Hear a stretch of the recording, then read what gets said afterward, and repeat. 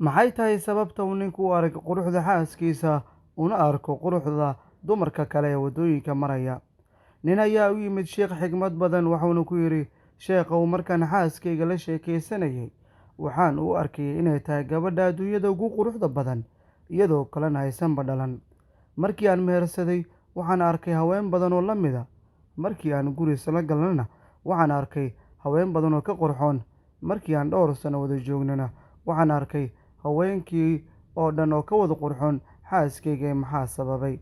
Wuxuu ku yidhi sheekhii, haddii haweenka adduunka ugu qurxoon aad guursato, waxaad arki iyadoo waddada fadhiya oo ka qurxoon. Ninka ayaa yidhi, sidee u dhici taasi? Sheekhii ayaa yidhi, qofka hadduu leeyahay qalbi damac badan iyo indho taagan oo bilaa xishood, cirrada unbaa deeqda. Sheekhii ayaa ku yidhi, dhibkaagu waa indhahaaga oo dan ka laabanayn wuxuu Ilaahay kaa xarimay. Ma rabtaa inay xaaskaaga ku ahaato sida bilowgii ku ahayd? Indhahaaga ka laabo oo wuxuu Ilaahay kaa xarimay.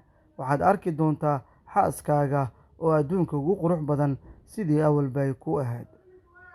Haddaba tani waxay muujinaysaa in ay muhiim tahay inaadan ku mashquulin dumarka waddooyinka kala maraya, balse lagaaga baahan yahay inaad mar waliba waqti geliso kumana mashquusho xaaskaaga si aad u aragto quruxdeeda, wanaaggeeda iyo faa'iidadeeda.